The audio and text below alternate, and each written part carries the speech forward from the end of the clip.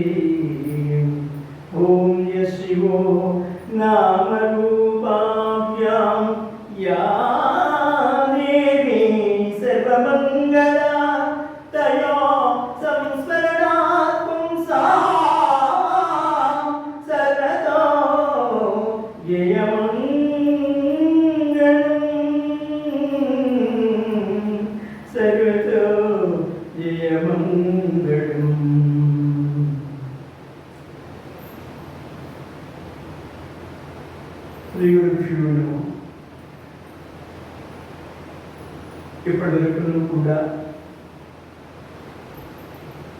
బ్రహ్మవిద్యానగిరి స్వాముల వారు గీత భాష్యాన్ని అందరికీ వినిపిస్తూ వచ్చారు. ఈరోజు మీకు కొత్త భారం ఏర్పడింది.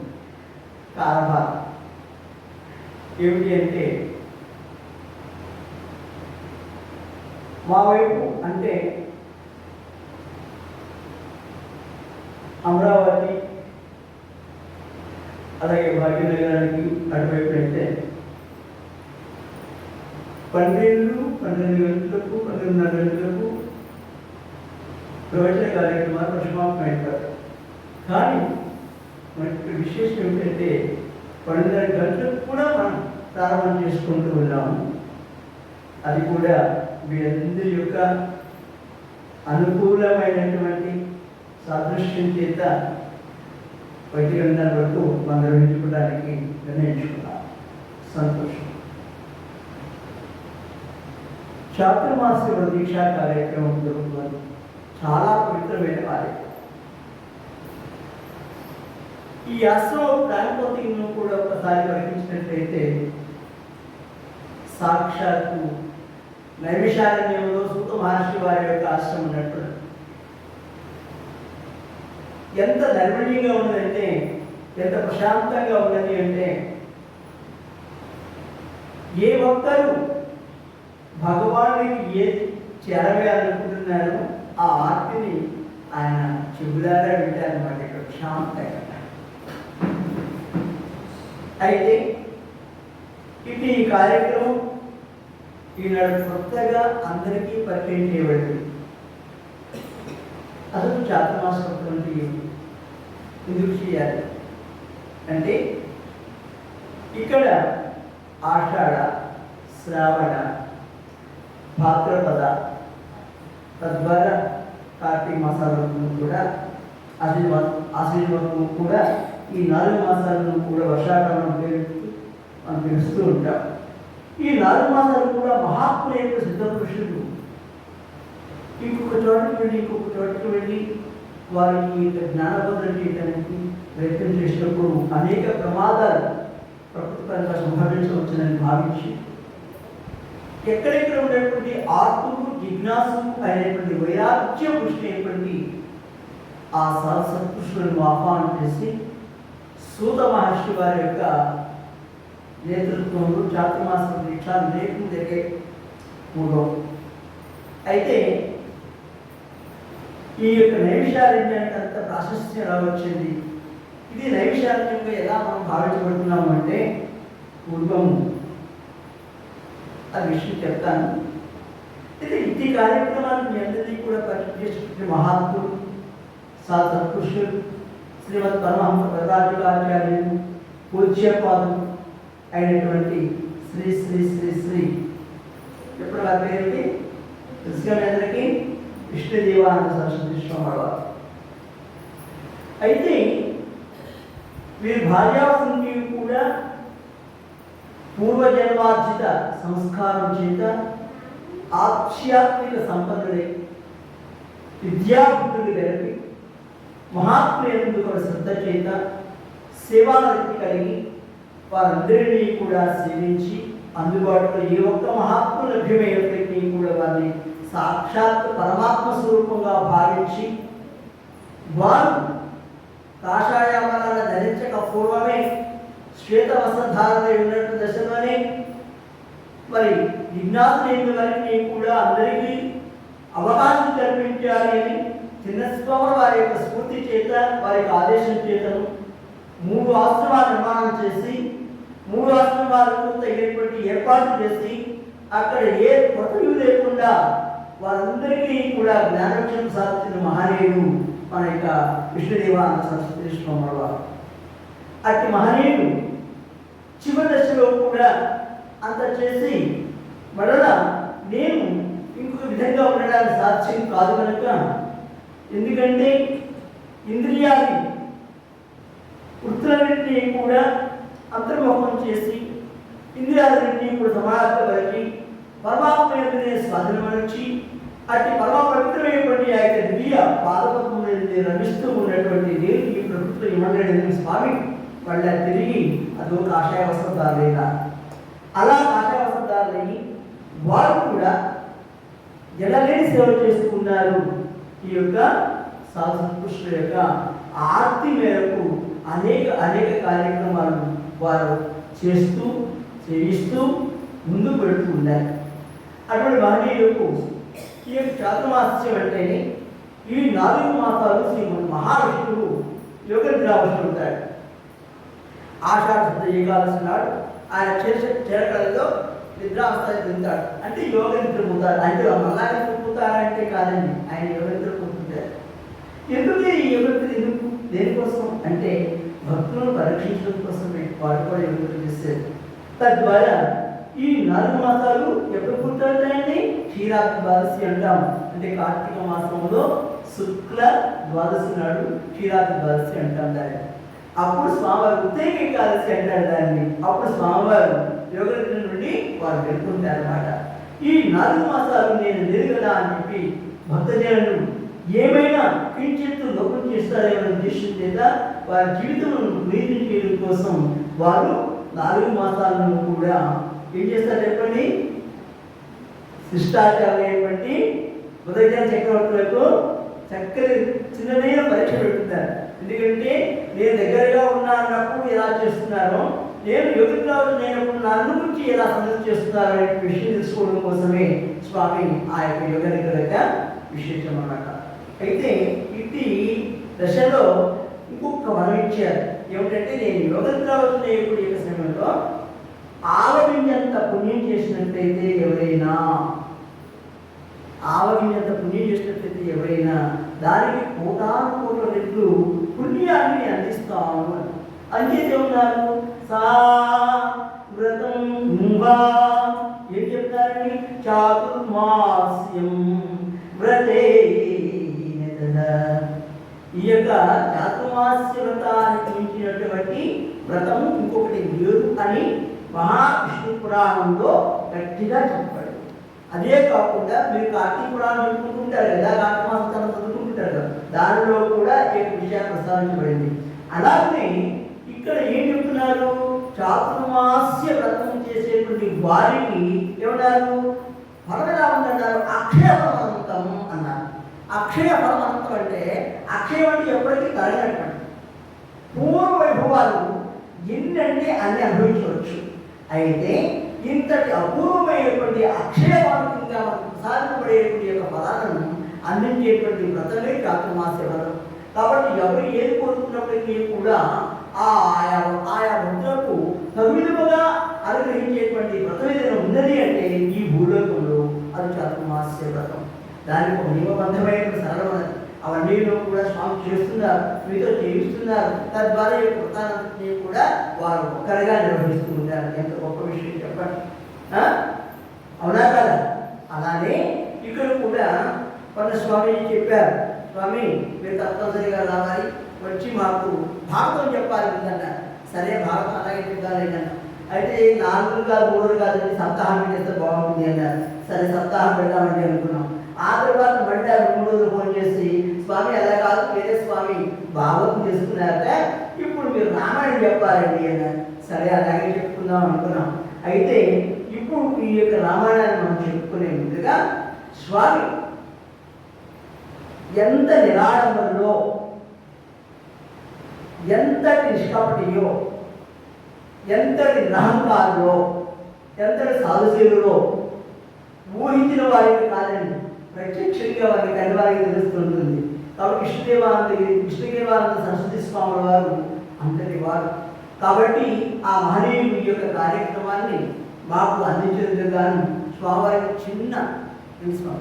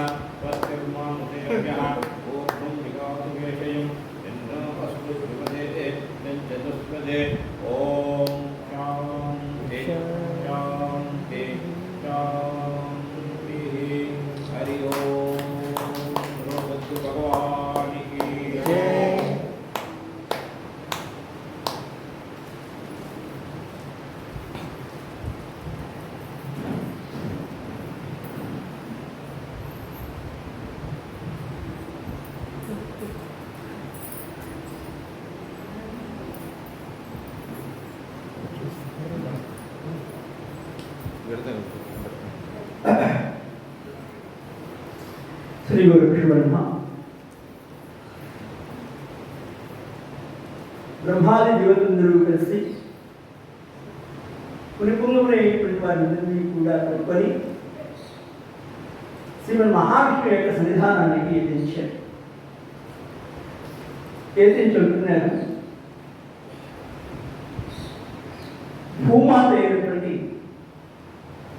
ఆ వసంతమాతను కూడా గౌరవంగా స్వామి సిద్ధాంత కృష్ణుడి వారిని ఉంటున్నారు. స్వామి దయంచూపవే, స్వామి దయంచూపవే, నిన్ననేక భంగిమల ప్రార్థన చేతు మా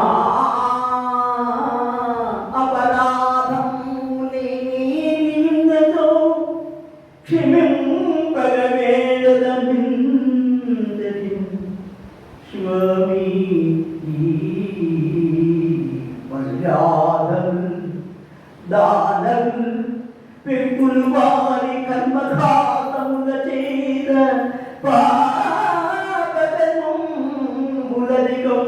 చేయ భరించగజాలకుంది మాయ మమ్మేని కాణ కరుణాద్రసాంద్రుడవడంతు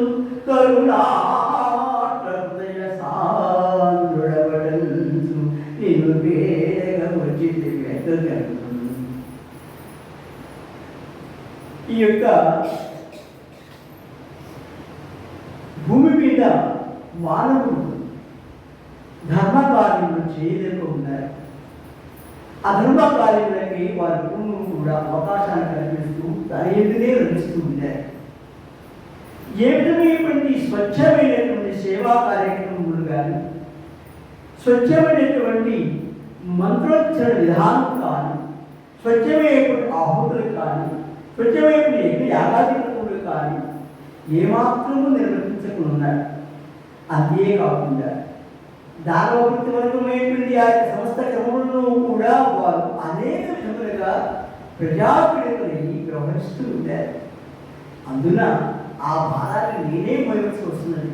కాబట్టి ఆ భారాన్ని మోయకుండా మీరు రక్షించి మీ గొడాల హృదయంతో నన్ను అనుగ్రహించవలసింది అని చెప్పేసి మా దగ్గర కూర్చుంటున్న భూదేవిని మేమందరూ కలిసి మీ సన్నిధానాన్ని తీసుకుని వచ్చాము. స్వామి యొక్క అనుగ్రహాన్ని ఆ మాటకు తెలియజేయండి అని మేము అందరూ కలిసి ప్రార్థిస్తున్నామయ్యా అంటే అప్పుడే ఉన్నారు ఆయన. సమయం వచ్చినప్పుడు నేను తప్పనిసరిగా ఆవిర్భవిస్తానన్నాడు, కానీ వెంటనే ఆవిర్భవిస్తానని చెప్పారు ఆయన కూడా. అంటే భగవంతుడికి సమయం కావాల్సి వచ్చింది. ఆయన కూడా అవతారం స్వీకరించడానికి నేను ప్రధాన కాలంలో ప్రధాన విధంగా వస్తానని చెప్పలే. సమయం వచ్చినప్పుడు తప్పనిసరిగా వస్తానన్నాడు. ఆ వచ్చేటప్పుడు ఎప్పుడు వస్తావు, ఏ విధంగా వస్తావు అంటే మాట తప్పను, వస్తాను, శిష్ట జనరక్షణ చేస్తాను, దుష్ట సంహారం చేస్తాను, ప్రకృతిని కావస్తాను, తద్వారా మీ యొక్క భారాన్ని తీరుస్తానని చెప్పి మాట చెప్పారు తప్ప ప్రధాన అని చెప్పి చెప్పలే. అలాగే ఇక్కడ కూడా ఏ ఒక్క కార్యము కూడా మనకు చెప్పిరా, ఏ ఒక్క కార్యము కూడా మనం అనుభవించడానికి అనుకూలముగా ఉండదు. ఏ ఒక్క ఫలము కూడా అనుకూలంగా కొన్ని కాలంలో కూడా అనుభవించడానికి యోగ్యతగా యోగిస్తుంది ఒక పర్యాయం. అందుచేత ఎంతలో కూడా భగవాన్ యొక్క సాదృశ్యం అంతగా గ్రహానికి వేరొకటూ ఏమీ లేదు.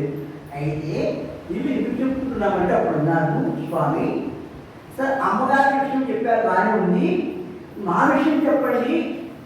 కలియుగం వస్తున్నట్టున్నారు. ఆ కలియుగంలో కూడా అనేకమైనటువంటి దారుణమైనటువంటి క్రమలకు ఆవాసమై ఆ కలియుగం దిగపడుతుందంటున్నారు కదా, మరి మేమెక్కడ ఉండాలి, మేము ఎలా ఉండాలి, ఏ విధంగా ఉండాలి అని చెప్పి వారు ప్రార్థన చేస్తే ఆ విషయాలందరినీ కూడా స్వామి గారు చెప్పారు. ఏమి చెప్పారంటే భయం వించుగవలదు ధైర్యం వహింపుడు ముది సత్తములా మీరే పుణ్యభూమి నగర సృజన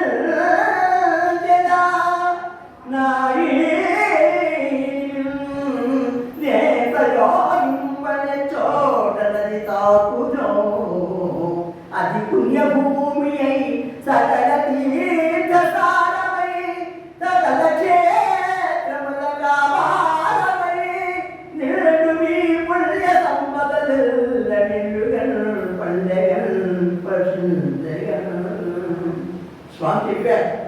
నేను ఇప్పుడు అమ్మకి మీకు చెప్తున్నాను, నేను నా యొక్క చక్రాన్ని అంటే ఈ యొక్క దృష్టి చక్రాన్ని నేను ఇప్పుడు ప్రయోగం చేస్తున్నాను. అది ఎక్కడికి వెళ్ళి ఎక్కడ తాగుతుందో ఆ భూమి దగ్గర మాత్రమే మీరు నివాసం ఏర్పాటు చేసుకోండి. అది అన్ని క్షేత్రాలకు ఆవాసంగా ఉంటుంది, అన్ని తీర్థాలకు ఆవాసంగా ఉంటుంది, సర్వగా పవిత్రమై ఉంటుంది. దాని వల్ల మీకు ఎలాంటి పాపభీతి ఉండవలసిన అవసరం లేదు. పాపభీతి తల్లులు కాబట్టి మీకు పాపములు అంటారాము. కాబట్టి ఈ యొక్క పులిపులు మీ నివాసాన్ని ఏర్పాటు చేసుకోమని చెప్పేసి స్వామి వారు ఆ నిమిషాన్ని అంటే ఆ చక్రాన్ని వదిలిపెట్టగా అది వచ్చి భూమిని కట్టగా ఆ నాయకులతో వారు ఆ యొక్క అంటే చక్రము ఆ యొక్క విషం అంటే దాన్ని తాగినటువంటి విధానము. అందుకే వీటంతా కలిపి నైవిషాలుగా చెప్తూ ఇప్పటికీ కూడా నైవిషారణ్యము మనకు భద్రతగానే ఉంది. ఆ యొక్క నైవిషారణ్యము తప్పనిసరిగా అందరూ దర్శించే ఉంటారు. ఎందుకంటే భద్రాద్రి వెళ్ళాలంటే తప్పనిసరిగా వెళ్ళాల్సిందే. ఎందుకంటే అక్కడ భద్రాద్రి ఏ భద్రాద్రి? అయోధ్య. అయోధ్య నగరానికి వెళ్ళినప్పుడు తప్పనిసరిగా నైవిషారణ్యాన్ని దర్శిస్తారు. కాశీకి వెళ్ళినా దర్శిస్తారు. అలా వెళ్ళి ఆ దర్శించే దిశలో ఆ నైవిషారణ్యంలో ఎంతటి పవిత్రత ఉన్నదో అంతటి పవిత్రత ఈ యొక్క చాతుర్మాసం దగ్గర జరిగేటువంటి ఈ స్థలానికి ఉంది. కాబట్టి ఇక్కడ అన్ని క్షేత్రాలు ఉన్నాయి, ఇక్కడే అన్ని తీర్థాలు ఉన్నాయి. ఎందుకు ఉన్నాయి అంటున్నాము అంటే సద్గురు పాదస్య ప్రాప్తతో సమినది ప్రాప్తది. ఏం చెప్తాడంటే ఈ సద్గురుదేవుని యొక్క దివ్య సన్నిధానంలో వారి యొక్క పాదం నుండి జాలు పారేటువంటి ఏ యొక్క జల బిందువులు అయితే ఉన్నాయో అవి గంగాదేవితో సమానం పట్టండి. అందుచేత గంగ ఎక్కడైతే ఉన్నదో ఆ గంగలో విశ్రమమయ్యి సమస్త తీర్థాలు దాగి ఉంటాయండి. అందుచేత జాహ్నవి అన్నా గంగా అన్నా మనకు ఇక్కడ ఏమనుకుంటుంది చెప్పండి, ఒక పవిత్రతే గోచరిస్తుంది. కాబట్టి ఆ విధమైనటువంటి ఆ యొక్క గురువు గారి యొక్క సన్నిధానంలో మీరందరూ చేస్తున్నారు, శ్రవణం చేస్తున్నారు అంటే ఈ పుణ్య కార్యక్రమం మీరందరూ భాగస్వాములు అయినారు అంటే నిజంగా ఎంతో ధన్యాత్మైతే తప్ప ఈ కార్యక్రమంలో మీరు ఇంత కూడా సహాయం చేయలేరు, ఈ విధమైన కార్యక్రమంలో పాల్గొనలేరు. అందుచేత మీరందరూ ధన్యతలు, మీరందరూ కూడా సిద్ధపురుషులు, మీరందరూ కూడా సిద్ధమాత. ఎందుకంటే ఏనాడు ఏదైతే ఏమేం చేసుకున్నారో ఈనాడు ఇంత గొప్పగా ఈ విధంగా మీ అందరికీ ఏం చేస్తుంది చెప్పండి, ఉపకరిస్తోంది. భగవంతుని యొక్క దివ్యమైనటువంటి నామాల తత్వాన్ని ఆస్వాదించే మహాభాగ్యాన్ని తన దగ్గరైనా. అందుచేత అంతకన్నా కావాల్సిన ఏమైనా ఉందా చెప్పండి, జీవితానికి ఉందా? ఏమైనా ఉందా? ఇప్పుడు ఇలాగంటామండి, కానీ ఇక్కడి నుంచి ఇప్పుడు వెళ్ళాలనుకోండి, అమ్మో జీవితం గొప్పది, అటువైపు జీవితం గొప్పది, ఇటువైపు జీవితం చిన్నది, ఎలా అనిపిస్తుందండి ఇది? అందుకే ఒక చిన్న విషయాన్ని మనం ప్రస్తావన చేస్తున్నాం. ఏంటంటే ఈ రోజున రామాయణం ప్రారంభించాల్సిందే, ప్రారంభిద్దాం.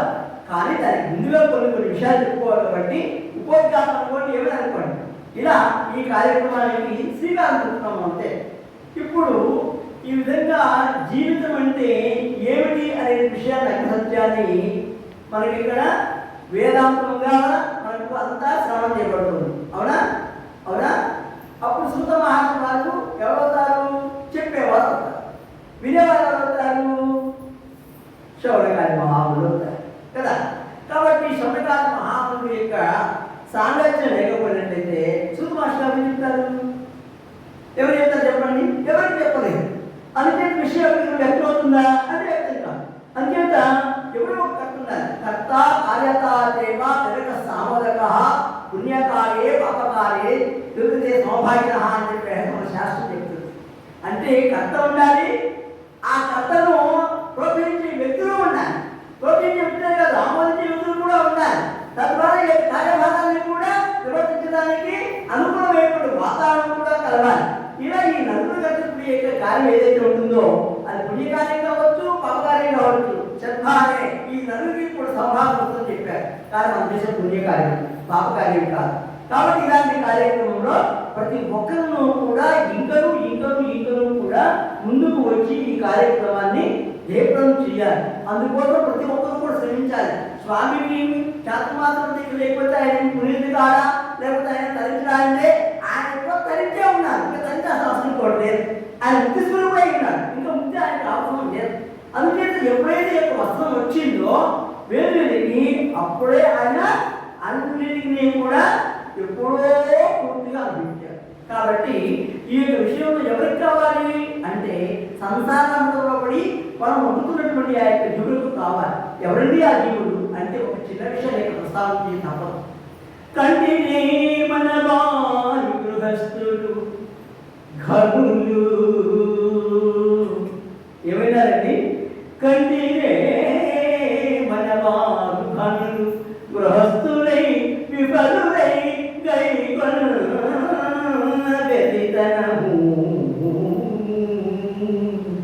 భద్రార్థులై ఉండి బాయలు భద్రార్థులై నుండి బాయలు ఊరగ సంసార పద్ధతిని కట్టుబడి ఊరగ సంసార పద్ధతిని కట్టుబడి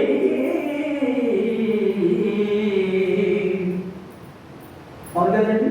మనం ఊరికే సంసారంతో కట్టుబడిపోయినామని చెప్పేసి ఇది చిన్న అంటే పంచవర్షంలో ఉన్నటువంటి ప్రహ్లాద్మాడు కూడా మన దగ్గర ఇస్తున్నాడు. ఎలా చేస్తున్నాడు? ఎలా అంటే ఎవరు అంటున్నాడు అంటే ఒకటే చెప్తున్నాడు. సంసారం అంటే కేవలం వివాహం చేసుకొని భార్య బిడ్డతో ఉండే సంసారం కాదు. ఈ జీవుడు అనేక ఉపాధుల యొక్క సముదాయాన్ని తాను అనుభవిస్తున్నటువంటి ఏ యొక్క బంధువులు దాని సంసారం ఉన్నారు. అంటే జీవుడు అనేక ఉపాధులను తాను అనుభవిస్తూ ఉన్నాడు.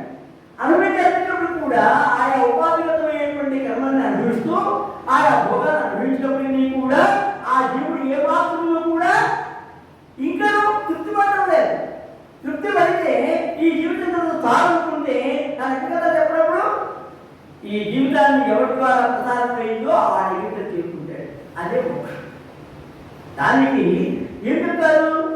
ఈ విధంగా ఉన్నప్పుడు ఈ దశలో తిరుగుతున్నప్పుడు ఈ జీవుడు ఈ సంసారమైనటువంటి బంధనాన్ని తనకు చుట్టుకుని నేనెక్కడ వస్తాను సంసారం వదిలిపెట్టి నేను వస్తాను బాగా ఉంటుందండి. ఇంట్లో అనేక పనులు ఉంటాయి కదా, మీరు సన్యాసులు ఏ నిత్యం అదే పని మీకు మాకు అనేక పనులు ఉంటాయి, అనేక కార్యాలు ఉంటాయని మనల్ని ఏమీగా మాట్లాడుతూ ఉంటారు. ఎప్పుడండి మీరు ఒక విశేషమైనటువంటి కార్యక్రమానికి మీకు వచ్చారు, వచ్చినప్పుడు సంసారం మీతో వచ్చిందండి. మీ మనసుతో ఏర్పడినటువంటి ఆ యొక్క బంధాన్ని మీరు ఏమవుతుందా సంసారం అనుకుంటున్నారు. అదే మనసుతో ఒక్కసారి ఆలోచించండి ఏమవుతుంది? మన ఏ విషయం నిరుషేయుక్తి స్పృహ అని చెప్తున్నారు కదా. అందుచేతప్పుడు ఏమవుతుంది? ఆ మనసు చేతనే మోక్షం అవుతుందండి, ఆ మనసు చేతనే బంధం ఏర్పడుతుందండి, ఆ మనసు అన్నిటికీ కారణం అయిపోతుందండి. కాబట్టి ఆ మాయను మనం తొలగించుకోవాలని ఏం చేయాలి అంటే సత్యశోధన చేయాలి.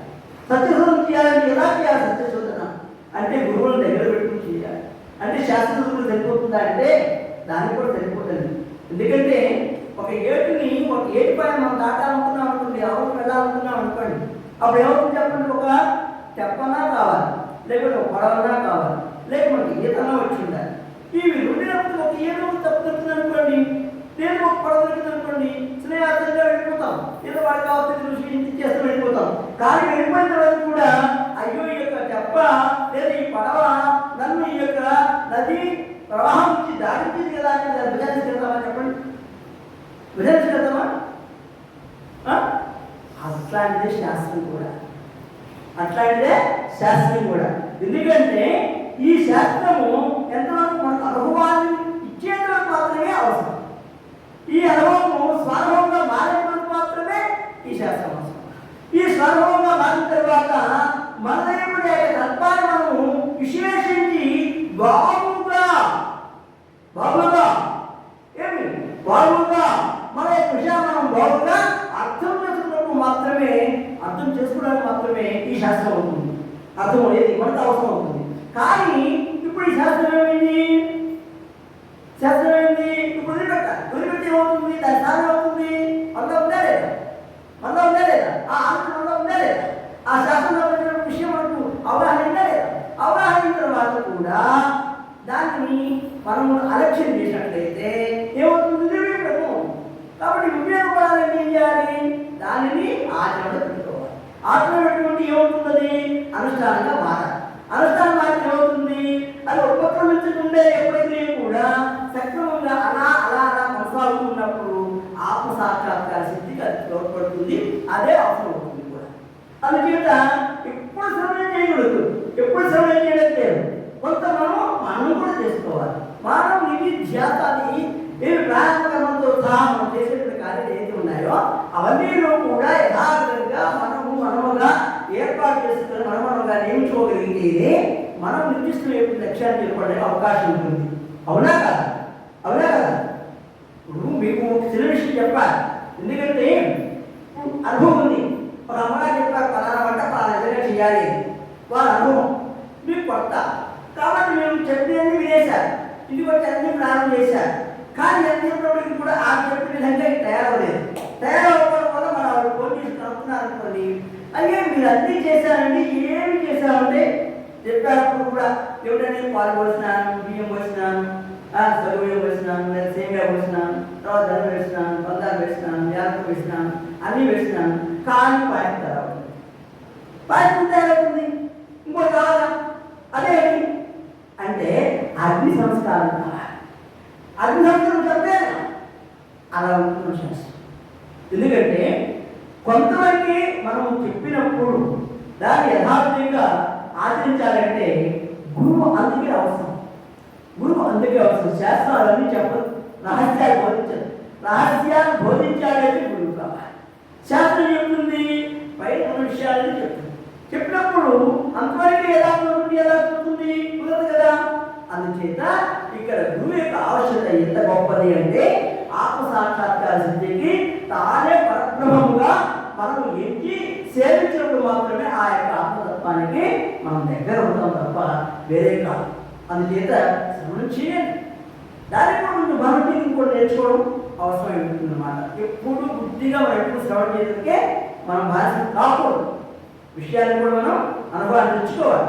అలా తెచ్చుకోగలిగినప్పుడైతే మనకి జన్మ సార్థకం అవుతుంది. అలాగే ఇలా ఉండేటువంటి నైమిషారణ్యంలో మహర్షులు ఎలా అయితే ఏకంగా 12 సంవత్సరాలు ఓంకార సత్రయాలు వారు నిర్వహణ చేసేటువంటి అంటే పుష్కర కాలం. పుష్కర కాలం మనం ఎక్కడ ఒప్పుకొని ఉండగలుగుతామా? 12 నిమిషాలు ఉండగలుగుతామా? 12 సంవత్సరాలు కాదు, 12 నిమిషాలు ఉండగలుగుతామండి? ఉండలేము. కానీ వారు అక్కడ ఉన్నారు అలా చేశారు, వారు సేవిస్తారు. అలాగే ఇక్కడ కూడా అంత అవసరం లేదు.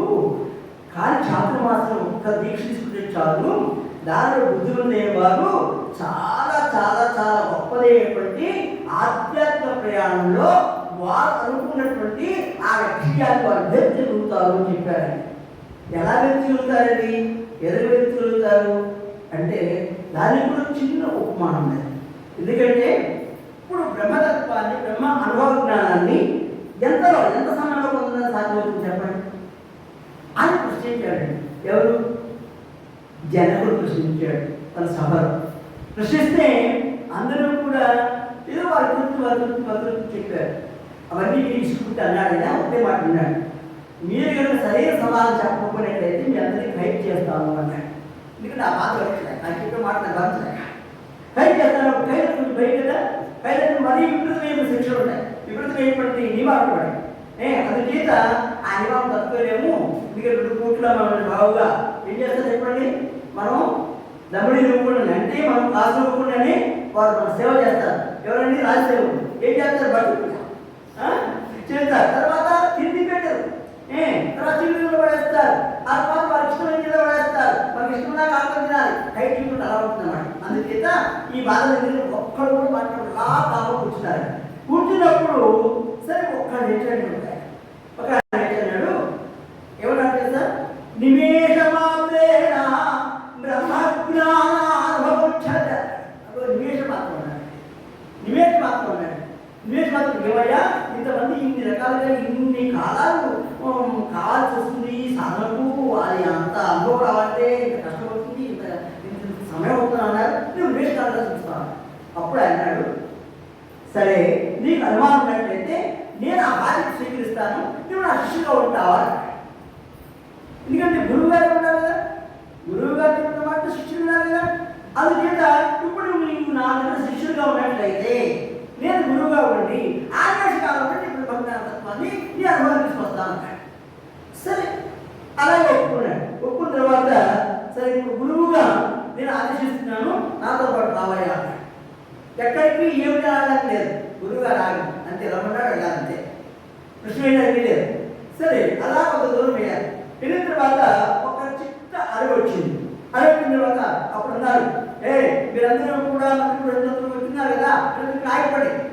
వెళ్ళాలి. సరే అక్కడ అయిపోయింది, వెళ్ళిపోయినాడు. ఈ చూస్తున్నాడు, వెళ్ళిపోతున్నాడు. వెళ్ళిపోయిన లోపల బాగా లోపల వెళ్ళిపోయినాడు. వెళ్ళిపోయిన తర్వాత ఇప్పుడు ఓ రాజా, నీవు ఈ గుణమును స్వాదిస్తూ వచ్చావు కదా, ఇప్పుడు చెప్పు నివేశకాలం అంటే ఈవెన్ నుంచి ఆవు వైపు నువ్వు కాలు వేసుకుంటే ఎంత ప్రాణం పడుతుందన్న నివేశకాలం వేస్తాను కదా. నీ యొక్క గుణపడెక్కలో ఉన్నటువంటి కాలు ఆ గుణపడెక్కలో వేయడానికి నివేశకాలం రైతు పడుతుందో అదే కాలంలో నేను బ్రహ్మజ్ఞానతత్వాన్ని అనుభవం తీసుకొస్తాను. ఎందుకు నీవు రూఢిగా ఉన్నావా? అయ్యో స్వామి అందాక వచ్చారు కదా, మీ దగ్గరికి వచ్చారు కదా. అప్పుడు ఆయన సరేనయ్యా, అయితే నాకు ఒక మాట, ఎందుకంటే సర్వేంద్రియములకు కూడా మనసు ప్రధానమైనటువంటి దాన్ని గుర్తుంచుకో. అయితే ఒక విషయం చెప్తాను, ఎప్పుడైతే ఏ యొక్క ధర్మాన్ని చెప్పాలనుకున్నా, ఏ యొక్క శాస్త్రాన్ని బోధించాలనుకున్నా, ఏ గురువుకైనా ఏ శిష్యుడైనా ఇంత ప్రమాణంతో కొంత ఒక చిన్న కార్యం చేయవలసింది. ఏమిటా కార్యం అంటే దక్షిణ. గురుదక్షిణ లేకుండా ఏ ఒక్కరు కూడా ఏ శాస్త్రాన్ని వినకూడదు. అలాగే గురుదక్షిణ సమర్పించాలి. సమర్పిస్తేనే ఆ విషయం మనకు ఏమవుతుంది, అనుభవానికి వస్తుంది. అందుకే ఇప్పుడు ఏమన్నా అయ్యా శాస్త్రం చెప్పింది కాబట్టి నీవు గురుదక్షిణ లేకుండా నేను ఈ యొక్క శాస్త్రాన్ని బోధించలేను, నీ యొక్క బ్రహ్మజ్ఞానతత్వాన్ని నీకు అనుభవిస్తలేను, నాకు దక్షిణ అన్నాడు. అంటే సరే దక్షిణ అన్నాడు. అలాగే దేవునే స్వామి ఏమిటో నేను ఇంకా వచ్చేసాను కదా అంటే, నీవు ఇవ్వగలిగినటువంటివి ఈ ప్రకృతికి కావు, నీవు ఇవ్వగలిగినవి ఈ ప్రకృతికి సంబంధించినవి కావు. కానీ నాకు కావాల్సింది ఏమిటి అని నాకు తెలుసు, అది నేను అడుగుతాను. నువ్వు ఇవ్వయ్యా, ఇస్తేనే ఫలితం చూపించగలుగుతా, లేకపోతే లేదన్నాడు. అంటే ఎటువంటి స్వామిని ఇస్తా అన్నాడు. దానికి ఆయన కూడా కొంత ప్రమాణం చేయాల్సి వచ్చింది. ఎందుకంటే పంచభూతముల సాక్షి అష్టదిక్పాలకుల సాక్షి దేవదేవుని సాక్షి ఇచ్చదనంతు నీకు, ఇచ్చదనంతు నీకు వచన ప్రమాణం వదరించినంత అడిగలో అయ్యదేనే ఇచ్చేద గురువరేగా అయ్యదే నీ గురువురేగా అన్నాడు. నీకు ఏది కావాలనుకుంటే అదే ఇస్తాను, నేను ఏ మాత్రం సందేహం లేదు, అంతే ఇంకా అవసరం లేదు అన్నాడు. సరే అయితే అయ్యా ఇప్పుడు యువతల కాలంలో నీ కాలు కదా ఉన్నది, అవతల కాలంలో ఉన్నటువంటి కాలుకు నువ్వు పెట్టడానికి అంటే అది కాబట్టి నీ కాలు పెట్టడానికి నీవు ప్రయత్నం చెయ్యి అంటే నేను ప్రయత్నం చేస్తే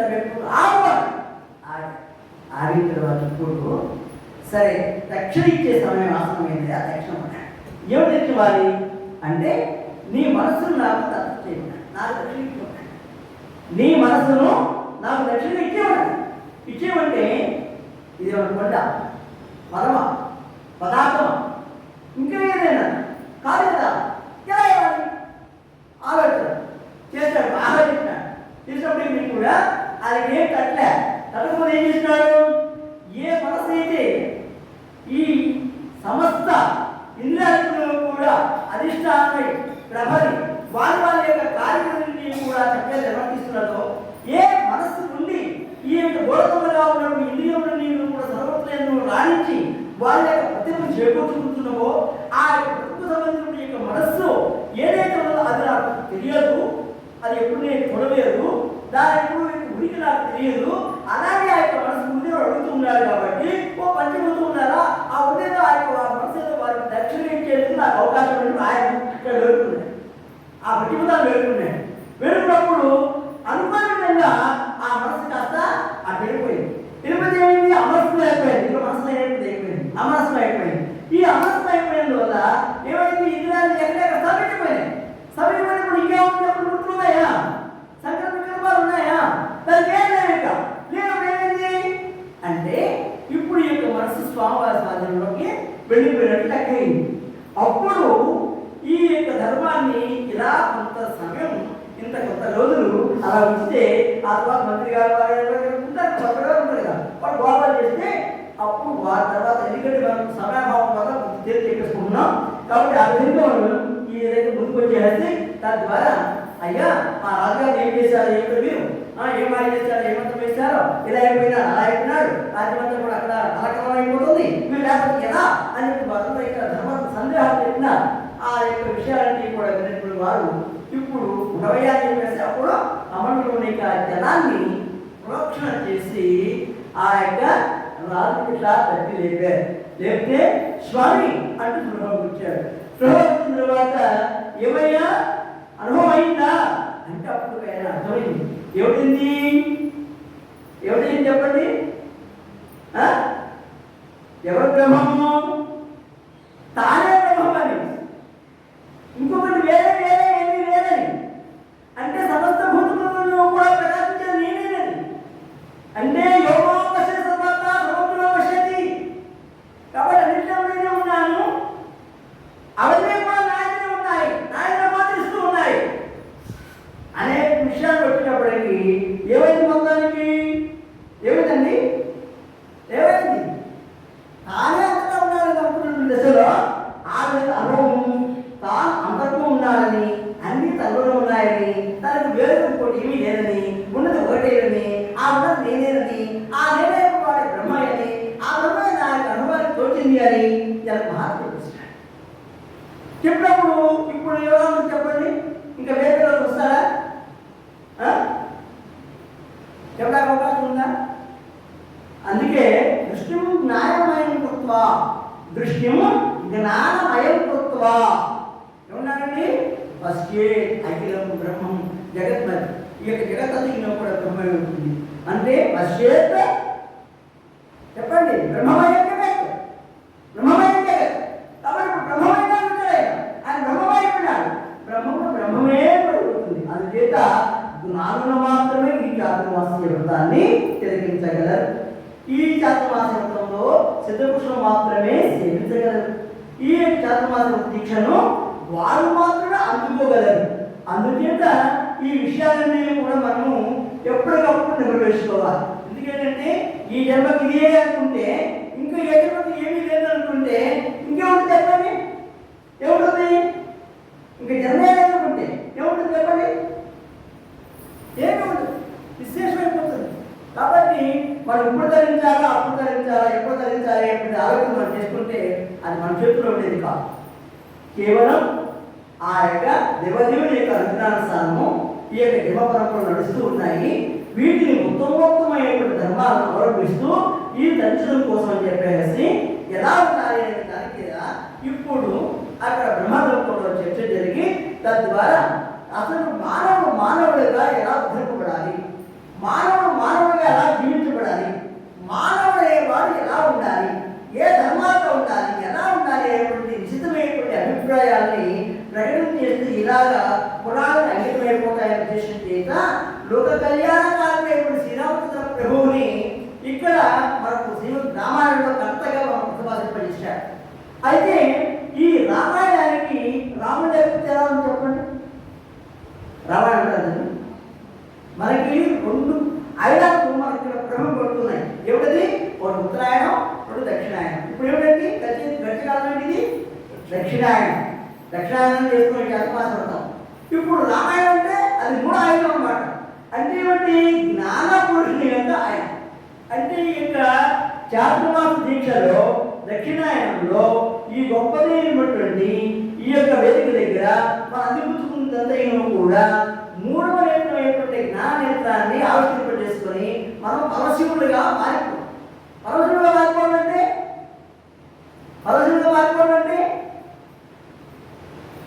శివుడిగా ఉందా చెప్పండి? ఆయనకి ఏమీ లేదు, దేని మీద రావలేదు, దేని మీద కూడా రావలేదు. కాబట్టి అంతటి వాడి కాబట్టి ఆనాటి కాలంలో ఆహారాన్ని ఆయన ఏమి వెనక ముందు ఆలోచించకుండా ఆ యొక్క దేవదానములు క్షీరశిఖరాన్ని వధించినప్పుడు వచ్చినటువంటి తొలిగా వచ్చినప్పుడు ఆ యొక్క ఆహారాన్ని మీరు రక్షిస్తున్నామంటే వారు సత్కరిస్తుని కంట్రోల్ పెట్టుకున్నాడు. అంతటి అమాయక చక్రవర్తి ఎవరండి? ఘోడాశంకరుడు. అయితే అలాంటి అమాయకుడు కాదనే, ఎందుకంటే దేని ఎందులో కూడా ఏ విషయంలో కూడా వేద దృష్టి లేని వాడు. ఇప్పుడు అద్వైత సిద్ధాంతి అంటున్నారు. అద్వైత సిద్ధాంతం ఏమిటి? భేదభావం లేకుండా పూర్తిగా తన్నుగా తానుగా తానే అన్నింటినీ చూడగలిగిన వాడు అద్వైత సిద్ధాంతి అంటారు. అంటే దాని అర్థం ఏంటో తెలుసా అండి? అంటే భేదభావం ఇక్కడ మనం పూర్తిగా కావాలి. అంటే ఇక్కడ భేదం అనేటువంటి ఎప్పుడైతే ఉందో అది ఉన్నతంలో కూడా అద్వైతం కాదు. కాబట్టి ఇక్కడ ఏం చెప్పాలి? ఇక్కడ అభేద భావేన అభేద భావేన ఇక్కడ అద్వైత సిద్ధాంత పూర్ణ యోగ్య. మనం ఇలా చెప్పుకోవాలి. ఎందుకంటే ఆ భయమైనప్పుడు ఆ యొక్క గొప్పదైనటువంటి ఏక భేదభావం అయితే ఉందో ఆ భేదభావాన్ని పూర్తిగా రూపుమాపగలిగినటువంటి వాడు మాత్రమే అద్వైతం. అంటే వ్యక్తి అనే దానికి వేరే ఉంటుంది, సమిష్టి అనే దానికి వేరే ఉంటుంది. అంటే వ్యక్తి ఇంకోటి ఉంది, ఇంకోటి ఉంది అనేది ఆలోచించింది, కానీ సమిష్టి ఎలా ఉంది కదా, అందరూ తానే ఉంది. కాబట్టి ఇక్కడ వ్యక్తి వ్యవహారం కూడదు, సమిష్టి వ్యవహారం మాత్రమే ఏకత్వాన్ని ప్రతిపాదిస్తుంది. కాబట్టి సమస్త జీవులందరూ కూడా ఉన్నటువంటిది ఆ యొక్క ఏకతత్వాన్ని ప్రతిబోధించడానికి, ఎలా పారమార్థిక వైభవాన్ని అనుభవించాలనే దానికి మనకు రామచంద్రమూర్తి చక్కగా చెప్పిన విషయం మాట. అందుకే ఏమనుకున్నాం మనం, శ్రీరాఘవం దశరథాత్మజకు ఏం చెప్తారు అంతే కదా. మాట్లాడతారు, ఎప్పుడు మాట్లాడతారా ఏమిటో దశరథాత్మజమప్రమేయం సీతాపతిం రఘుకులాన్మయ రత్నదీపం ఆజానుబాహుం అరయదవనాయదాక్షం వందే నిశాచర వినాశకరం తం రామం. అవును మాట్లాడారు అంటే నమామి, అందరికీ నమామి. అయితే ఏంటంటే ఇక్కడ రామచంద్రమూర్తి మనం అంతగా మనం కీర్తిస్తుంటాం కదా, మరి రామచంద్రమూర్తి అంటే అంత గొప్పగా మనం అనుభవిస్తుంటాం కదా. రాముడు అంటే అందరికీ ఇష్టమే కదా అమ్మా. కాబట్టి రాముడి యొక్క గుణాలు ఎందుకు ఇష్టం లేదు మనకు? సీతమ్మ అంటే అందరికీ ఇష్టం కదా, సీతమ్మ యొక్క గుణాలు మనకి ఎందుకు లేవు అంటే మామూలుగా ఇష్టాయిష్టాలు వేరు, ఆ తర్వాత అనుభవేద్యాలు, ఆ సంస్కారాలు. అయితే ఏ విషయంలో కూడా ఎలా ఉన్నప్పటికీ కూడా మరొక చిన్న విషయాన్ని ఇక్కడ ఉచ్చరించుకొని సమయం స్వామి ఉందా చూసుకుందా. ఆ తర్వాత ఈ విషయాలను పూర్తి చేసుకునేప్పుడు ఒక చిన్న విషయాన్ని మాత్రం మనం చెప్పుకుందాం. ఎందుకంటే ఆ రఘురామమూర్తిగా మనకు పరిచయమైనటువంటి వ్యక్తి ఎవరో కాదు, మహావిష్ణువు. ఆ మహావిష్ణువుకి ఉన్నారు ఇక్కడ విష్ణుదేవాల సరస్వతి. మరి భావించాలని చతుర్థాలు ఉంటేనే, కథాశాస్త్రం ఉంటేనే మహావిష్ణువా, లేకపోతే లేదా అంటే సర్వ ఉపాధుల అంతర్గతముగా వ్యాప్తి ఉన్నటువంటి వాడు మహావిష్ణువు. విష్ణు విష్ణు విష్ణు అంటే ఏమిటండి? అంతగా వ్యాపకమైనటువంటి వాడని అర్థం. కాబట్టి మనం ఏం చెప్తాము, ఇక్కడ కూడా స్వామివారి యొక్క నామధేయం కూడా సాక్షాత్ శ్రీమన్నారాయణ యొక్క నామధేయం కదా. ఆ విధంగా మనం ఆలోచిస్తున్నాం అనుకోండి, ఆ మహావిష్ణువు నేను వస్తాను, నేను స్తనదేవాలను ఆపేయకుండా. కాబట్టి ఆ జ్ఞానం అయితే నేను జ్ఞానంలో, ఎందుకంటే ఆలోచన వస్తే ఆలోచన వెళ్ళిపోవచ్చు, ఇలాగే వస్తాం. అంటే ఇక్కడ ధర్మానికి మనకి ఏం కావాలి, ఏది కావాలి చెప్పండి, ఇది వృత్తం ఒకటి కావాలి, అదేదో కావాలి, అదే విషయం తెలుసుకోవాలి. అందుకోసం చెప్పేసి ఇక్కడ ఎందుకంటే మనకు ఇచ్చింది సమయం తక్కువ, రామాయణం అంతా మనం చెప్పారు. కొన్ని విషయాలు మాత్రమే ఇక్కడ చర్చించుకోవడానికి అవకాశం కల్పించుకుంటా, ఎందుకంటే ఉన్న సమయాన్ని సద్వినియోగం చేసుకోవడానికి. అంటే ఇక్కడ రామావతారానికి ముఖ్యంగా అసలు ఏమిటి ప్రధానం అంటే ఈ యొక్క జీవులు 24 కోట్లు కూడా ఉద్ధరింపబడాలంటే ఒక ప్రధానమైన ఉద్దేశం. అందరూ కూడా సమస్త విభవాలను పొంది సమస్త సకల సౌభాగ్య సంపత్కరమైనటువంటి భాగ్యాన్ని అనుభవిస్తూ సంపూర్ణమైనటువంటి జీవితాన్ని అందించాలంటే ఈ రామాయణం యొక్క ముఖ్య అంశం. అయితే దీనిలో కూడా ఏం చెప్పాలి, రామచంద్ర ప్రభు అనుకుంటున్నాం కదా, ఆయన రావడానికి ఎంతో ముందు జరిగిందని కొంతకాలం జరిగింది.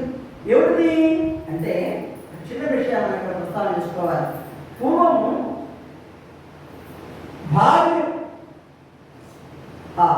పూర్వము మనకు ఈ రామాయణం అనేటువంటి కావ్యాన్ని రచించిన వాడు అందరికీ తెలుసండి, ఆది కవి వాల్మీకి అంటాం. ఆది కవి మహాకవి, మహాకవి, మామూలు కాదు, ఆది కవి వాల్మీకి అని చెప్పేసి అందరం కూడా సగర్వంగా చెప్పుకుంటాం. ఆయన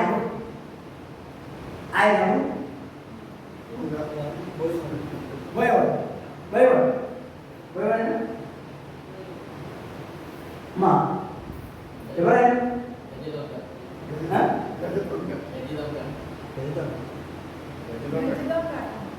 వ్యాధులు అంటారు వాళ్ళని, ఆనాటి కాలంలో భాషలు వ్యాధులు అంటారు, పోయేవాళ్ళే. అయితే వ్యాధులు అంటే ఏంటి? వ్యాధి గుణం అంటే ఏమిటంటే వాళ్ళు పక్షి జాతులు కానివ్వండి, జంతు జాతులు కానివ్వండి, వారు వేటాడి తద్వారా వాటి ద్వారా వచ్చేటువంటి మూల్యం ఏదైతే ఉందో దాన్ని తీసుకుని వారు ఆహారంగా స్వీకరించి వారి జీవనాన్ని కొనసాగిస్తూ ఉంటారు. అది వారిని ఏమంటాం? వ్యాధులు అంటారు. అది వారు పోయగలుగుతారు. అయితే ఈ పూర్వం కూడా అంటే దాని పూర్వం కూడా ఆయన అగ్నిశర్మ అనేటువంటి ఒక గొప్ప బ్రాహ్మణోత్తముడు.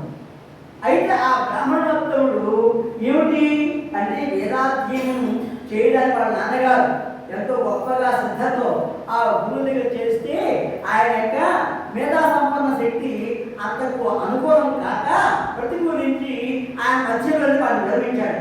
విరమించిన తర్వాత ఏదో రూపంగా తన యొక్క జీవితాన్ని కొనసాగించడానికి ఉపయోగపడుతుందని చేత ఆ యొక్క శిష్యులుగా ఏం చేశారు? వివాహం చేశారు. వివాహం చేసిన తర్వాత ఏదో ఆ వివాహం జరిగిన తర్వాత ప్రారంభం ఉంది కదండి ప్రతి ఒక్కటి. అలా ప్రార్థన చేత కొన్ని ప్రారంభాలు అలా ప్రార్థన వచ్చేసాయి.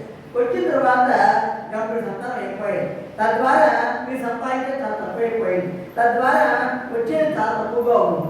అయితే ఈ తక్కువగా ఉన్న దశలోనే ఆనాటి కాలంలో ఏమైంది? క్షామం ఏర్పడింది. ఇది క్షామం ఏర్పడింది. క్షామం ఏర్పడిపోవడం అంటే క్షామం అంటే తెలుసు మనకి కరువు ఏర్పడింది. కరువు ఏర్పడుతుంది సమయానికి వర్షాలు లేక, సమయానికి ప్రకృతి అనుకూలించక, సమయానికి సస్యాలు అనుకూలించక, మనకు కావాల్సినటువంటి ఆహార పదార్థాలు దొరకక మనము ఈ విధమైనటువంటి కరువుకి మనం ఏమంటాం? చెప్తాం అన్నమాట. అలాగే ఆ యొక్క కరువు వచ్చే దశలో వారు ఎంతో ప్రారంభించినప్పటికీ కూడా అవి కూడా దొరకడం లేదు, ప్రాణం కూడా దొరకడం లేదు. ఇప్పుడు ఏం చేస్తున్నారు? దారిపోయిన వాళ్ళు ఎవరైనా పాఠశాల ఉంటే వాళ్ళ దగ్గర కొంత ఎంతో కొంత ఉంటుంది. దాని ద్వారా మనం ఏదైనా మనం జీవనోపాధిని తేలికగా సునాయాసంగా దాన్ని జరపడానికి అవకాశం ఉన్న ఉద్దేశం చేత వారు అలా కూడా చేసేటువంటి వారు ఎవరైతే ఉన్నారో వాటిని సన్నిహితంగా ఉండడం ప్రారంభించారు. ఈ సన్నిహితంతో ఏమైపోయింది అంటే వాళ్ళు చేసే పనులు వాళ్ళ దగ్గరగా చూస్తూ వాళ్ళు సహకరిస్తూ వాళ్ళ దగ్గర ఏదో తక్కువ రేటు కొనుక్కుంటూ ఇది కలెక్షన్ చేసేవాళ్ళ ఇప్పుడు ఈయన కూడా ఆ విధమైనటువంటి ధర్మాన్ని స్వీకరించాడు.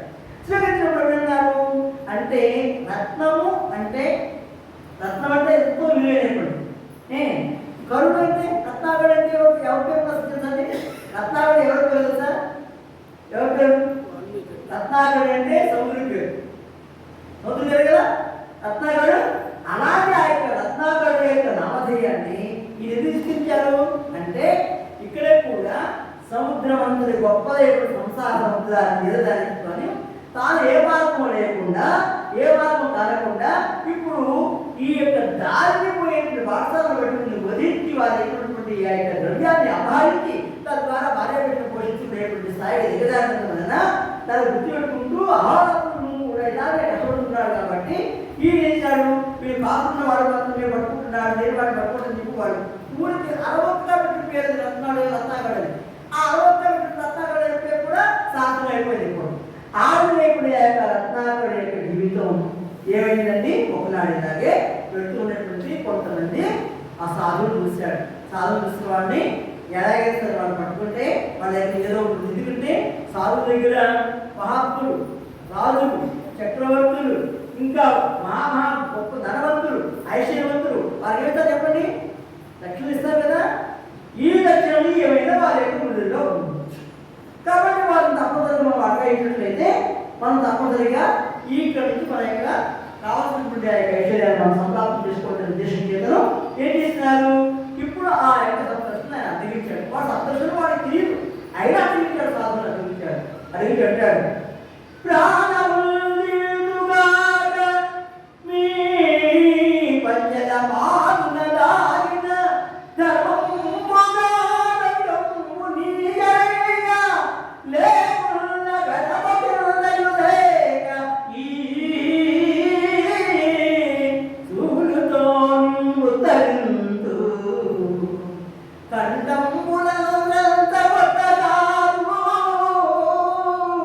చేతి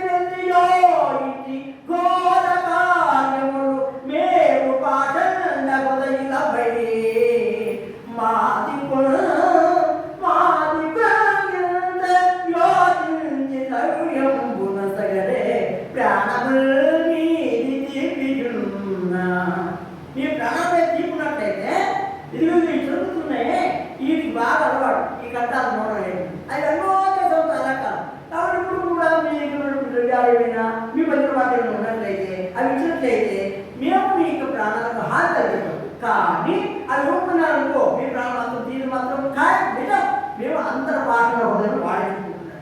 అది వీళ్ళందరూ ఉంటున్నారు అనేది ఎవరి ముఖంలో మా దగ్గరే ఉంటాయి అని చెప్పి వారికి విని వారి కనుపాగా వారి యొక్క వస్త్రాలని పై వస్త్రాలు ఇక్కడ తీసి చూపించి అన్నారు.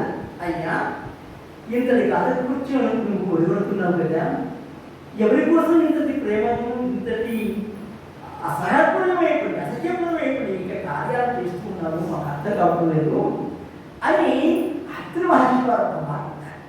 ఏమన్నారంటే అయినా ఇంతటి గొప్పమైనటువంటి పాపకార్యాలు చూస్తున్నావు కదా, ఈ పాపకార్యాలన్నీ కూడా వారి కోసం చూస్తున్నా అనుకుంటున్నావు కదా, సరే ఈ పాపకార్యాల్లో వచ్చేటువంటి పాపాలందరినీ కూడా వాడు అనుభవిస్తారని ఒకసారి కనుక్కున్నావయ్యా. మేము ఇక్కడే ఉంటామంటే మీరు పారిపోతారు, మీరు ఉండరు, మీరు జాగ్రత్తగా ఉండండి, లేకపోతే మేము ఎక్కడ చూసినప్పుడు కూడా మేము పోసేస్తాను ఎక్కడ పోసేస్తాను అందుచేత మేము ఇక్కడే ఉంటానని విడిగా వెళ్ళినప్పుడు వాడందరికీ పిలిచాడు. అమ్మని నాన్నని బిడ్డల్ని భార్యని అందరినీ పిలిచాడు.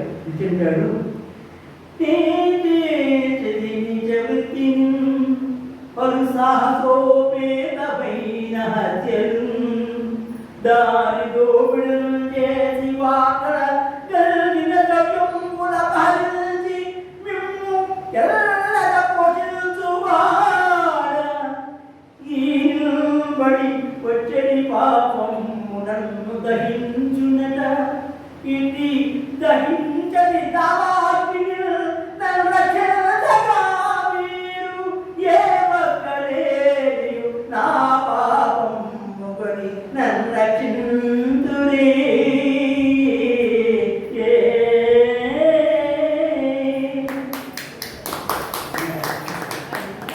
నీ యొక్క పాపాన్ని నేను ఇంత చేస్తున్నాను నీకోసం, కాబట్టి ఈ పాప దావాగ్నిలో నేను దహించుకుపోతానట, కాబట్టి మిమ్మల్ని ఇంతగా చేస్తున్నాను కాబట్టి ఈ పాపంతో నీకేగా రావాలిగా మిమ్మల్ని నేను పోషిస్తున్నా, ఈ పాపాన్ని నీకోసం కదా చేస్తున్నా, కాబట్టి ఆ పాపాన్ని నన్ను విడుదల చేయాలంటే మీలో ఎవరైనా సరే నన్ను ఈ యొక్క పాపాన్ని నుండి రక్షించడానికి ఒక్కరే ముందుకు వచ్చి ఈ పాపాన్ని తీసుకుంటారని అంటే అప్పుడు వాళ్ళన్నారు గృహస్థుగా నీ ధర్మముగా నెలపబలయు ఏ విధ భిక్షలు తెచ్చి పోషించిన కర్తవు నీవుగా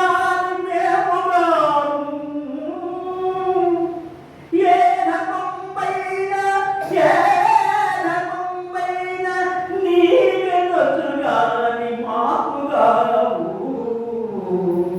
పాప పుణ్యముల సంతతి మాకేల అండగట్ట చూడవయ్యా మాకిది తగదు నీకు ధర్మముగా ఇది బాబు ధర్మం నీకు ధర్మం కాదు, కాబట్టి ఈ పాప మాకే అవుతుంది, నువ్వు ఎలా పోషిస్తావో పోషించు అది నీ ధర్మం అంతే తప్ప ఈ పాపాలన్నీ కూడా మేము మాకేమిటి నువ్వు ఎలా చూస్తావో ఏమిటి చేస్తావో నీ ధర్మం అయ్యా నీ ఇష్టమని కాదు మా సంబంధం ఇది ఉన్నారు. ఇంకొక పర్యాయం అడిగాడండి, ఇంకొక పర్యాయం అడిగాడు. ఒక పరి యోచించుమా ప్రియ సఖీ నీవైన నన్ను అవగాహన చేసునుట ఇంతటి రూపమటే నీకై కైబడి చోరత్వమున ఎన్నయో పసిడి రాముల తెచ్చి నీ పాదముల గుమ్మరి చేసినాడ. ఎన్నో పాపలు చేసి ఎన్నో ఆ యొక్క గొప్పదే పడి ఆ దూరవృత్తిలో వచ్చినటువంటి అనేక బంగారు ఈ పాదాలకి చూశాను కదా, అప్పుడు నువ్వు చాలా సంతోషపడ్డావు కదా, ఇప్పుడు ఎలా మాట్లాడుతున్నావు ఒకసారి ఆలోచించు. కైబడి కావలసిన పదార్థములెల్ల మీకు ఏ లోపు తెలియక పోషించింది, మీకు ఏ లోటు లేకుండా మీకు ఏ లోటు కనపడకుండా ఇంత గొప్పగా పోషించారు కదా మిమ్మల్ని తండ్రి మీరు కూడా మాట్లాడండి అంటూ సుతుడు గురించి అంటాడు. సుతుడార పుత్రుని యొక్క మతమేమన పితృవాక్య పరిపాలనము లేని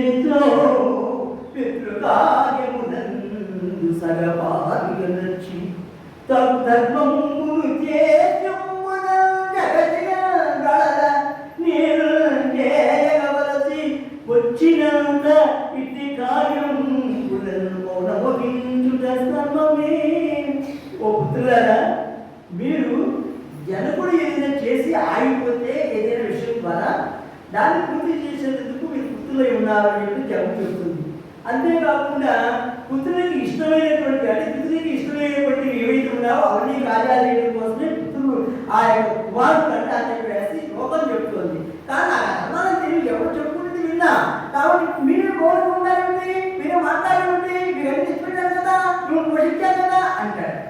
అంటే వారు కూడా అందరూ కలిసి ఒక మాట అన్నారండి. ఏమన్నారంటే ఒకటే మాట విన్నారు, ఎవరికెవరయ్యా చివరికి ఎవరై యుగులునయ్యా. ఎంత వేదాంతం! ఎవరికి ఎవరయ్యా చివరికి ఎవరై యుగులునయ్యా. మిత ధర్మములెల్ల మాకేల బోధింపనేతువు వలనే కాదు వల్ల కాదిది మనకిపో ఈ నృత్యం మన బాబాముని నిన్ను తగిల్చునందు యథావిధి నీకు చేతనైన కర్మముల మమ్ము పోషించుట నీకు ధర్మముగాన.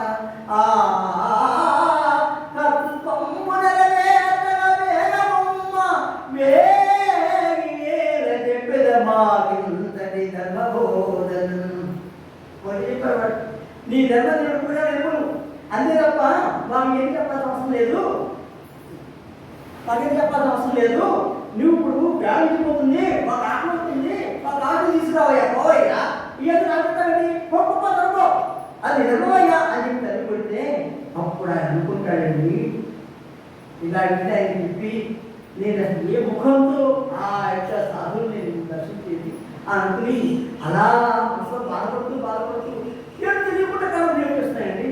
చెప్పకుండా కళం నేర్పిస్తుంది ఏడుస్తూ వెళ్ళాడు. వెళ్ళి ఆ సాధు మీద ఆ చూస్తాడు కానీ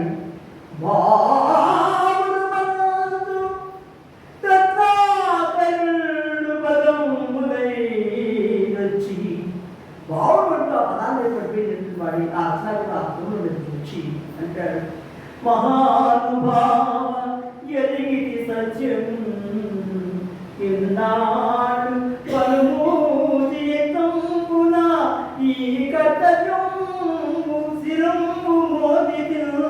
ఇన్నాడు కళ్ళు మూసుకొని ఈ సరస్సు నందు నీ బాధ్యత పోతాను, ఇప్పుడు నేను కళ్ళు తెచ్చుకున్నాను, నాకు మార్గం చెప్పండి, ధర్మమార్గం చెప్పండి. ఇక నాకు తల్లి లేదు, బిడ్డలు లేదు, భార్య లేదు, సుతులు లేదు అంటే చెప్పుకుంటూ వచ్చాడు.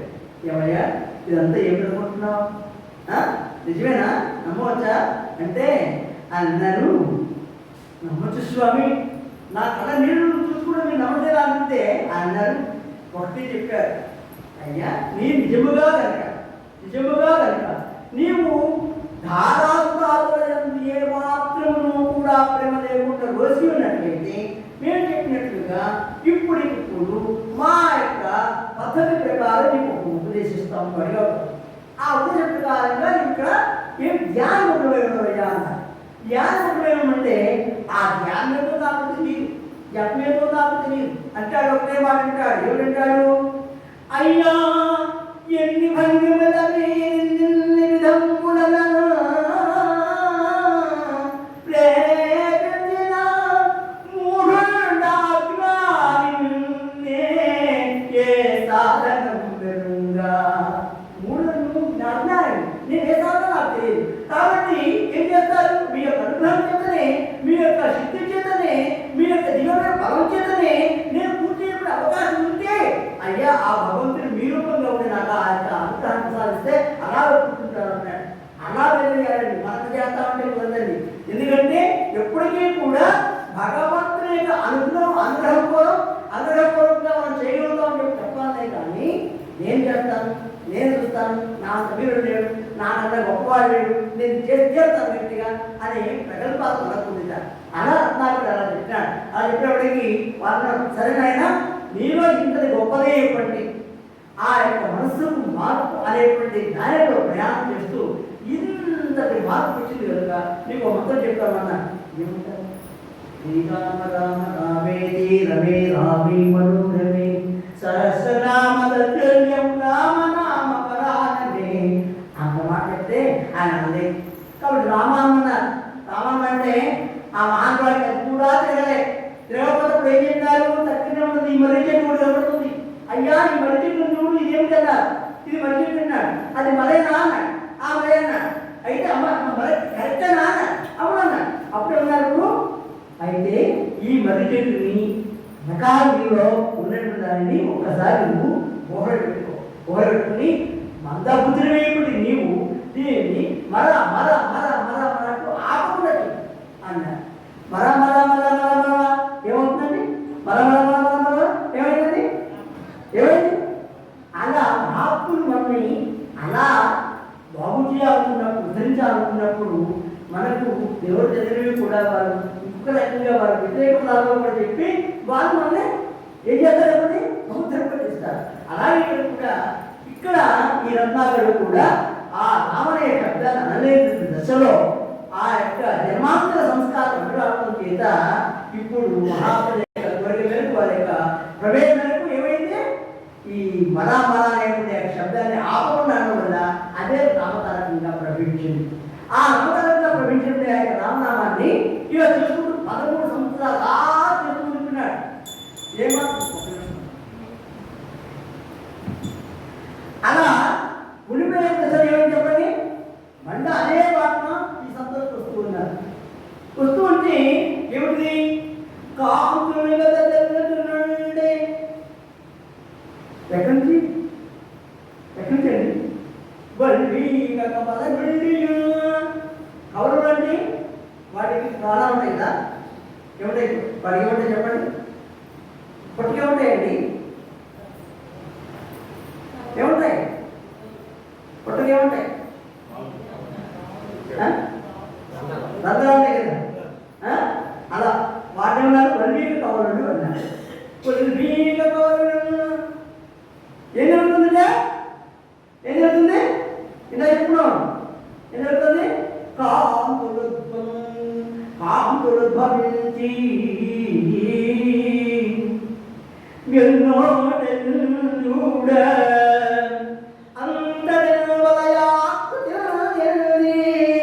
ఈ బయట వచ్చినటువంటి యొక్క కాంతుల్ని కూడా ఒక వలయంగా మారి అక్కడ వలయాలతో అవి అక్కడ పరిణిస్తూ ఉన్నాయట. ఆ పరిణిస్తూ ఉన్న దశలో ఏమిటి ఇలా చిత్రం జరుగుతుందని చెప్పేసి ఆ సప్తలు చూశారట.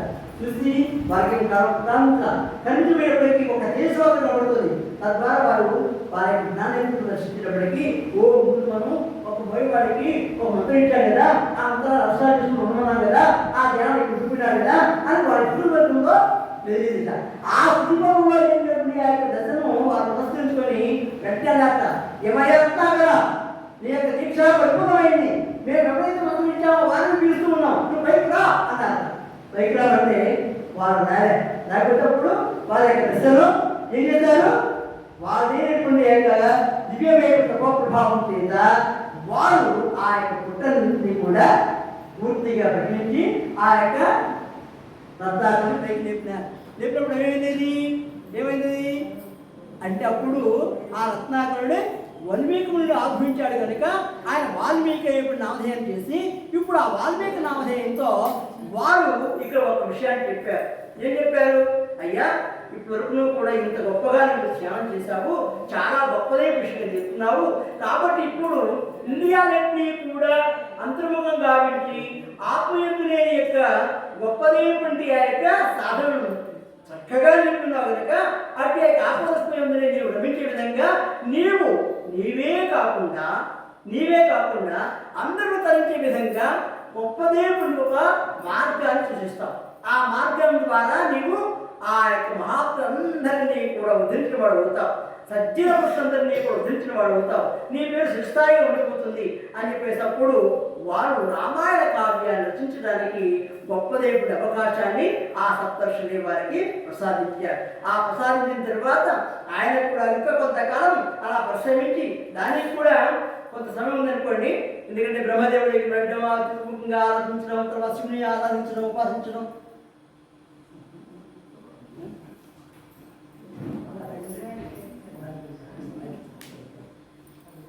ఆ తర్వాత బ్రహ్మతత్వాన్ని అధ్యయనం చేయడం, తద్వారా శివుడే ఆ విధంగా బ్రహ్మదేవుడే ఆయనకు ఉపదేశించినట్టుగా ఆశీర్వదించేయడం ఇవన్నీ కూడా ఉన్నాయి. అయితే ఈ విషయంలో మనకు కేవలం మనం తీసుకోవాల్సింది అంటే ఈ రత్నాకరుడు వాల్మీకిగా మారడం, తద్వారా సమస్త ఋషుల యొక్క అనుగ్రహాన్ని ప్రతిపాదించుకోవడం, తద్వారా ఆ యొక్క త్రిమూర్తుల యొక్క దివ్యవైపుల అనుగ్రహాన్ని పరిపూర్ణంగా వారిని జీర్ణింప చేసుకోవడం, ఈ శ్రీమద్ రామాయణ కావ్యాన్ని విరచించడానికి నారద మహర్షి యొక్క ప్రోత్సాహంతో ఇది జరుగుతుంది. తద్వారా ఈ యొక్క విషయాల గురించి మళ్ళా సాయంకాలం చెప్పిన సరే ఇక పూర్తిగా రామాయణంలోనే మనం ప్రయాణం చేద్దాం. ఎందుకంటే వరకు కేవలం ఉపోద్ఘాతంగా అసలు ఎలా ప్రారంభమైంది విషయాన్ని చెప్పుకోవడానికి ఈ కొద్ది సమయాన్ని మనం ఉపయోగించుకున్నాము. ఇక సాయంకాలం దగ్గర నుంచి కేవలం రామాయణం మాత్రమే మనం చెప్పుకుందాం. దానికి కావాల్సినటువంటి అవసరానికి మనం ఏర్పాటు చేయాల్సిన అన్ని ఏర్పాటు చేసుకుందాం. హరి ఓం తత్సత్ శ్రీ గురుభ్యో నమః. ఓం సహనా భవతు సహనౌ భునక్తు సహ వీర్యం కరవావహై తేజస్వినావధీతమస్తు మా విద్విషావహై. ఓం శాంతి శాంతి శాంతి. అందరికీ మనవి. ఇది ఆఫ్ చేయడానికి చాలా బాధ అనిపిస్తుంది. ఎందుకంటే ఇంత చక్కటి మధురమైనటువంటి